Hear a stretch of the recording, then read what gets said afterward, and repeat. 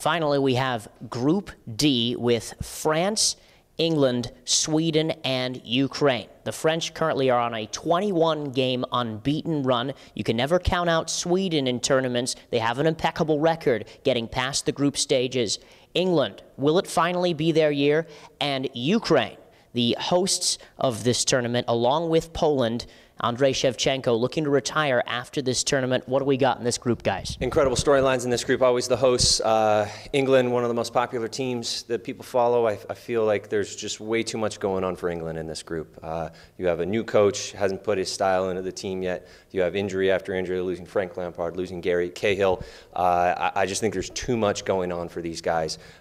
This is a team that has typically crumbled under pressure in big tournaments.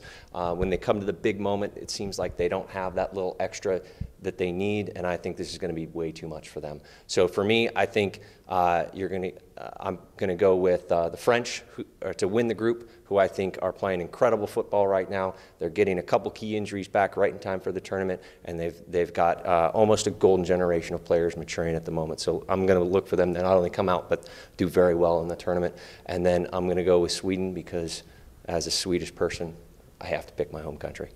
And again, I think with this group, you look at it and it's what England isn't bringing to the tournament. Wayne Rooney suspended the first 2 games. They've picked up key injuries. Still question on whether John Terry's really going to be match fit. And who's going to play up top?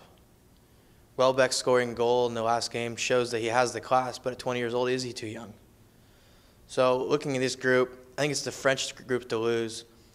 And at the end of the day, I think the Swedish just have too much. I just don't think the English are in a position where they can make a run in a major tournament. I think I would agree with everyone. I think the French side is really strong. Karim Benzema has had an excellent year at Real. I think he's going to come into real his international form, what everybody expected of him 2 years ago at the World Cup.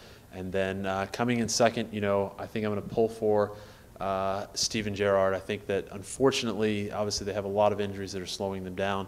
I think that the captain comeback is going to make his last run and give them a late-minute opportunity to go through the group stages.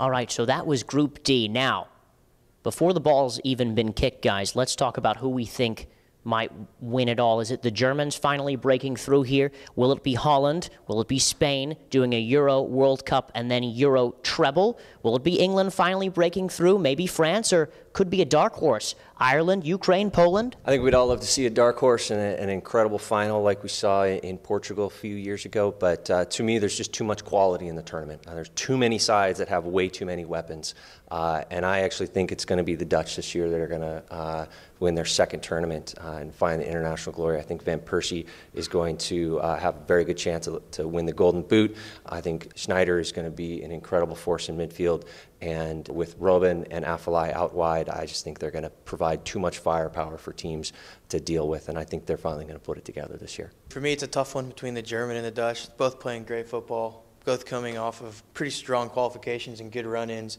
I think at the end of the day, the difference is going to be goalkeeping, and I think the Germans have too much with Neuer in goal. And I'll second the Germans. I think that I've had the opportunity to see them in person at the last World Cup, and they just run like a fine oiled machine. I'm very excited to see Schweinsteiger back in the side. He's going to be at full strength, and I really think when you have him patrolling the midfield and all the weapons that they have of Klose and Podolski and all the young guys that are coming in, Ozil, they've got too much. They've got too much, and they should win it. It should be a disappointment if they don't win it. So there you have it. We have 2 going for the Germans and 1 going for the Dutch. Thanks so much for joining us here on our panel of experts at USFDons.com, exclusive on the Euro 2012 tournament. We'll be right back at you after the group stages commence with the quarterfinal breakdown. Thanks so much, and go Dons.